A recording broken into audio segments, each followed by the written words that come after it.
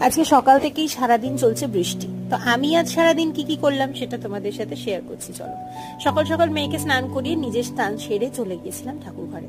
তারপর বাইরে তাকিয়ে দেখলাম প্রকৃতিটা এত ভালো লাগে। বৃষ্টি হলে না আমি ঠাকুর ঘরের এই জানলায় দাঁড়িয়ে বাইরের দিকে ঘন্টার পর ঘন্টা তাকিয়ে থাকতেও কোনো বিরক্তি লাগে না। তারপর ঘরে এসে এক কাপ ব্ল্যাক কফি করে বসলাম খাতা দেখতে। খাতা দেখা কমপ্লিট করে মেয়েকে একটু সময় দিচ্ছিলাম। এই কদিন খাতা দেখার ব্যস্ততায় না ওকে একটু সময় দিতে পারিনি। আর আজ প্রায় এক সপ্তাহ বাদে বোন এসছে। বোনকে দেখে যে কি শান্তি পেয়েছে আমার মেয়ে সেটা তো তোমরাও দেখতেই পাচ্ছ। তারপরে চলে গিয়েছিলাম বোনকে অটোয় তুলে দিতে, আর বোনকে অটোয় তুলে দিয়ে গেলাম মাকে পুজোটাও দিয়ে আসতে। শুধু একা মন্দিরের মাকে দিলে হবে, ঘরের মাও যে অপেক্ষা করে আছে। বড় মার গলায় মালা দিয়ে তারা মার গলায় মালা চা খেয়ে বসলাম মেয়েকে একটু সময় দিতে। আমি না মেয়েকে এই কার্ডগুলো দেখাই। আমি জানি ও কিছুই বুঝবে না বা মনেও রাখতে পারবে না, কিন্তু তাও ওর ব্রেনটাকে অ্যাক্টিভ করার জন্য এখন থেকেই এই কার্ডগুলো আমি ওকে চেনাতে শুরু করেছি। আর রাত্রে বোন পাঠিয়েছিল ফ্রাইড রাইস, বাস এই ছিল।